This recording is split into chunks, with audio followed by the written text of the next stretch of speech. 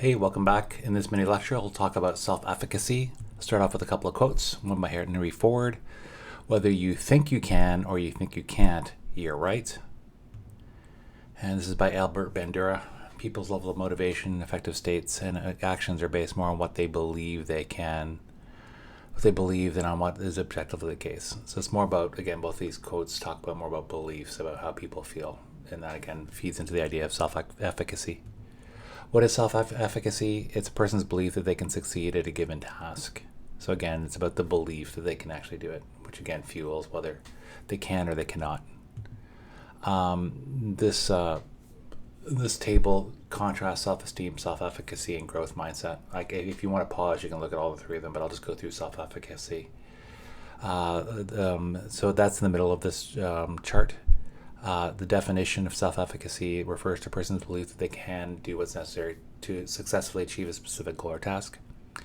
And what is this answer? It's, can I do this? And an example, I'm confident I can solve these factoring problems. That's an example, and obviously in the math domain, which again, if you want to spend more time on it, I won't, because you may not be as interested in self-esteem or growth mindset, but they're here to contrast and compare it to self-efficacy. There are four sources of self-efficacy. First is the mastery experiences. Here's a quote: I have had positive or negative experiences with this activity in the past or in similar experiences. So that shows mastery. Vicarious experiences. I have seen others whom I consider similar to me experience success or failure with this activity. So you vicariously experience it through someone else's actions. Number 3, social persuasion is another source of self-efficacy.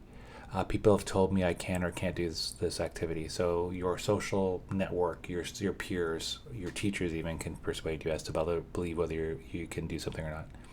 And finally, 4, physical and emotional states. I experience positive or negative physical and emotional sensations when engaged in this activity.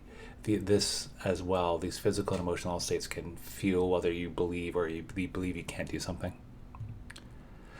Self-efficacy leads to some bigger questions. First, are beliefs a powerful determinant of academic behavior? According to what we've seen so far, that would be the case.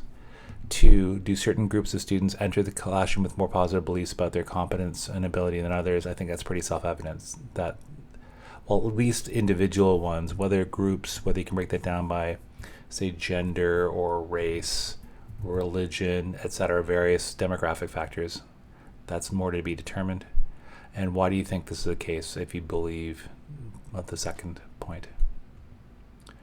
Self-efficacy has a role in schools. Students with higher self-efficacy, 1, are more interested in the subject they're doing, because again, if you're interested and you're self-efficacious, that seems to feed in together. You persist longer and are more engaged in the activity and the subject. 3, you respond more adaptively to challenges, and 4, you show stronger academic performance. According to Zimmerman from 2000, students also seek situations in which they are confident in their abilities and avoid those in which they are not. So again, we want to try to leverage self-efficacy, the positives of it, to have students that are confident in their abilities and for them to engage in learning activities. That was self-efficacy. Thanks for watching. I look forward to seeing you again soon. Take care.